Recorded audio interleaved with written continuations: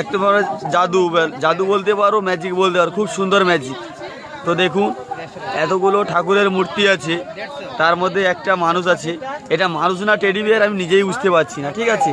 তো কারা কারা এটা মানুষ ভাবছো তো কমেন্টে জানাবে, আর কারা কারা টেডি বিয়ার ভাবছো তো আমাকে কমেন্টে জানাবে, ঠিক আছে।